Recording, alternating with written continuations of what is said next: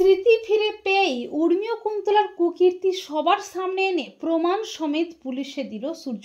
হ্যাঁ বন্ধুরা, আমরা এমনটাই দেখতে পাবো অনুরাগের ছোঁয়া ধারাবাহিকের আগামী পর্বগুলোতে। উর্মিকে তার অন্যায়ের শাস্তি দিতে পুলিশ নিয়ে সেনগুপ্ত বাড়িতে হাজির হয় দীপা, কিন্তু কুন্তলা কায়দা করে অনুজাকে ফাঁসিয়ে দেয়। পুলিশ অনুজাকে ধরে নিয়ে যেতে চাইলে শেষ মুহূর্তে অবিনাশ এসে বাঁচিয়ে নেয়। তবে দীপাকে সবাই ভুল বোঝে, এমনকি সূর্যও ভুল বোঝে। এরপর উর্মি সূর্যকে আবারও ওষুধ খাওয়াতে যায়, কিন্তু সূর্য কোনো মতেই ওষুধটা খায় না। সূর্য দীপার কাছে যায়, দীপা সূর্যকে বলে লাবণ্যকে ফিরিয়ে আনতে।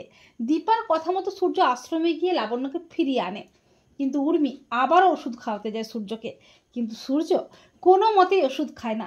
বেশ কয়েকদিন ধরে সূর্য ওষুধ খায় না। সূর্যের একটু একটু করে স্মৃতি ফিরে আসতে থাকে।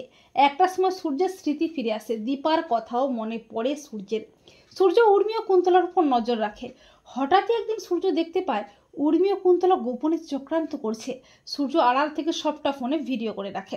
পরদিন সূর্যের প্ল্যান মতো পুলিশ নিয়ে হাজির হয় দীপা। পুলিশ বলে উর্মি সেনগুপ্ত ও কুন্তলা রয় কে আছেন।